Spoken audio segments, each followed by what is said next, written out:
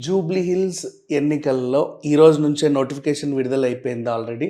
చాలామంది నామినేషన్లు చేస్తున్నారు. ఇక్కడ షేక్‌పేట్‌లో తెరిచారు. నెక్స్ట్ కౌంటింగ్ వచ్చేసి యూసుఫ్‌గూడ మన ఇండోర్ స్టేడియంలో ఉంటది. 11 తర్వాత ఫలితాలొస్తాయి. ఇకపోతే కాంగ్రెస్ తరఫున నవీన్ యాదవ్ ఆల్రెడీ బరిలో దిగాడు. చాలామంది ఆశావాహులు వచ్చారులే నాకు నాకు నాకు అని. కానీ ఎందుకో నవీన్ యాదవ్ వైపు అయితే ఆల్మోస్ట్ కన్ఫర్మ్ అయిపోయింది. బీజేపీ అంటారా, దీపక్ని తీసుకుందాం అనుకుంటున్నారు లాస్ట్ వరకు. బట్ కీర్తిరెడ్డి, మాధవిలత, దీపక్ రెడ్డి పేర్లు వచ్చినా కూడా ఇంకా ఏదో జరుగుతూ ఉంది. వాళ్ళు ఇంకా ఏంటో అంటే లాస్ట్ మినిట్ వరకు ఆగుతున్నారు. ఎందుకనేది చూద్దాం, వాళ్ళ ఇష్టం. బీఆర్ఎస్ ఆల్రెడీ సానుభూతి ప్రకటించేసింది, అభ్యర్థిని కూడా ఖరారు చేసేసింది.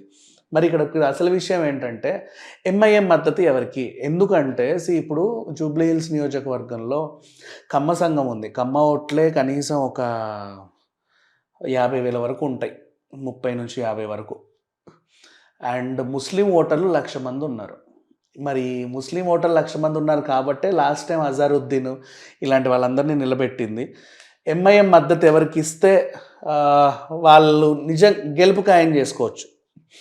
మరి ఎంఐఎం మద్దతు ఎవరికి ఇస్తుంది? కాంగ్రెస్కి ఇస్తుందా అంటే లాస్ట్ మినిట్ వరకు అసద్ ఇంతకుముందు ఏం చెప్పాడు అంటే, అసదుద్దీన్ ఓవైసీ రేవంత్ రెడ్డితో మాకు సంబంధాలు బాగానే ఉన్నాయి అని చెప్పాడు. తర్వాత పొత్తు ఉంటుందా అంటే పొత్తేం లేదు, మద్దతు ఉంటుందా అంటే మద్దతు ఏం లేదు, వాళ్ళ అభ్యర్థిని ప్రకటిస్తారా అంటే చెప్పలేము. ఇలా ఉంది పరిస్థితి. సో 2 డేస్లో ఆయన సీఎం రేవంత్ రెడ్డిని కలవాలి. వాళ్ళ నియోజకవర్గంలో కొన్ని సమస్యల గురించి మాట్లాడుకోవాలి. మరి ఆ సమస్యలను పరిష్కరించే దిశగా రేవంత్ రెడ్డి గారిని కలవబోతూ జూబ్లీ హిల్స్ గురించి ఏమైనా నిర్ణయం తీసుకుంటారా, రేపు ఎల్లుండి ఏమైనా ప్రకటిస్తారా చెప్పలేము. బికాజ్ నవీన్ యాదవ్ అంటావా, ఎంఐఎంకి మంచి ఫ్రెండ్షిప్ ఉంది. బికాజ్ లాస్ట్ టైం ఎంఐఎం నుంచే తను నిలబడ్డాడు. తర్వాత ఇండిపెండెంట్ కూడా ఒకసారి ట్రై చేశాడు. ఈవెన్ దో అంటే ఆ 10 ఏళ్ల నుంచి ఇక్కడ ఉన్నాడు కాబట్టి ఆ 10 ఏళ్ళుగా నియోజకవర్గం ప్రజలందరికీ బాగా తెలుసు, అందరికీ తెలుసు. ఇక చిన్న శ్రీశైలం యాదవ్ గారు అంటారా, శ్రీశైలం యాదవ్ గారు అయినా అసలు ఆయన తెలియని మనిషి అంటూ ఉండదు. ఆ ఏరియాలో సినీ ప్రముఖులైనా, రాజకీయ ప్రముఖులైనా, వ్యాపారస్తులైనా సరే అందరికీ సహాయం చేసిన చెయ్యది.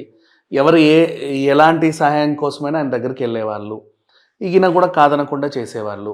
నెక్స్ట్ ఆ ఏరియాలలో అంటే అప్పట్లో పి జనార్దన్ రెడ్డి గారు మీకు గుర్తుంటే దూకుడు సినిమా కూడా ఆయన బేస్ చేసుకొని తీశారని అంటారు. బేసికల్లీ చిన్న కటింగ్ షాప్ అయినా, పాండబ్బా ఓపెనింగ్ అయినా పిలిస్తే వెళ్ళేవాళ్ళు, చలివేంద్రం ఓపెనింగ్ కూడా పిలిస్తే వెళ్ళేవాళ్ళు. అంటే ఎప్పుడు అందుబాటులో ఉండేవాళ్ళు. రోజు మార్నింగ్ కూర్చున్నాడంటే అంత 100-200 మంది పేపర్లు అవి ఇవి ఫైళ్ళు పట్టుకొని వచ్చేవాళ్ళు, వాళ్ళందరినీ పలకరించి వెళ్ళేవారు. ఇలాంటి ఒక మాట ఉంది. సేమ్ ఈయన ఎమ్మెల్యే కాకపోయినా పొద్దున్న లేస్తే అంతమందికి అన్ని పనులు చేసి పెడతా ఉంటాడనమాట. సో ఎమ్మెల్యే అయితే ఇంకా బాగా చేస్తారు కదా అన్నట్టుగా వాళ్ళకి అనిపించింది.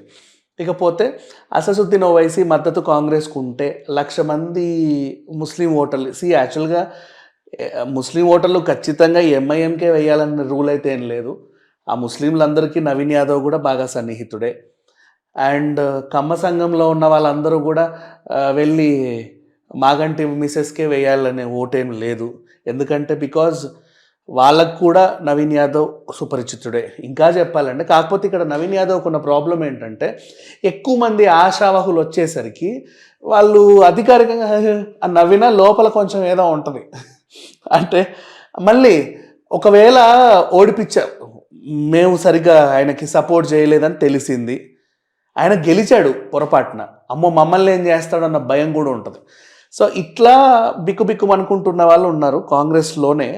అదే మైనస్, అంతకు మించి వేరే పార్టీలతో ఏం ప్రాబ్లం లేదు, చాలా హ్యాపీగా ఉన్నాడు. అండ్ నెక్స్ట్ ఇక మిగతా వాళ్ళు అంటావా, రేవంత్ రెడ్డి ప్రభుత్వం మీద ఎవరికైతే కొంచెం ఇది ఉందో వాళ్ళని బీఆర్ఎస్ రెచ్చగొట్టి, అంటే బీసీలు కానీ లేకపోతే మిగతా వాళ్ళని, ఇప్పుడు రీజనల్ రింగ్ రోడ్డు ఉంది. రీజనల్ రింగ్ రోడ్డులో రైతులకి సరిగ్గా అనుకున్న రేంజ్లో వాళ్ళని సాటిస్ఫై చేయలేదు అని ఒక వార్త వస్తుంది.